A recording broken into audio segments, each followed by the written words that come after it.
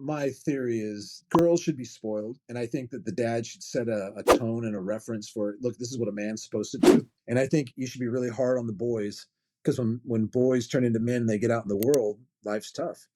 And if you're Yeah. coddling the boys at home, they're going to get out in the world and go, this sucks. This is really unfair. And I never felt like that. I was just like, I have to work.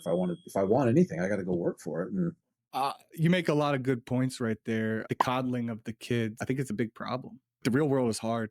It's very hard. very And difficult, especially for guys. In my opinion, this is just my opinion. I think girls are born with their value.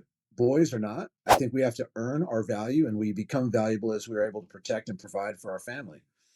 And I think girls are born with it. And I think that girls should be protected and nurtured by their parents, by their dad. And when the girl goes out to pick the guy, she's like, okay, well, I see how my dad treats my mother and I see how my dad treats me. It's going to make a high standard for whoever wants to date that girl. And the boy's looking at dad going, well, dad works all the time. And anything I want, I have to work for. And I think it makes a better woman out of your daughter. And I think it makes a better man out of your son if you can do it that way. I agree. My fear with that philosophy is, and I think I'm subconsciously doing that with my own daughter, I just don't want to raise a spoiled brat. You know what I mean? And it's an ongoing fear of mine. So if I overdo it with the girl, I mean, is she going to be one of those hard to deal with women when they're older? Yeah, I think, in my mind, when I think of daughters, I think you're raising a wife and a mother to be, Yeah. right? And with my son, I'm raising a provider and a protector to be. And I don't want my daughter to have to go out and go into the world and work and do all that stuff. I want her to get married to a man who can look out for her. And I don't want her to have to share that financial obligation unless that's something they agree on, which I don't agree with, but that's not my call. But I want to let her know that, hey, daddy's providing this life for you. And I think your husband should provide this life for you. And it's a very traditional approach. It's not real popular anymore, but I think it does have some validity to it.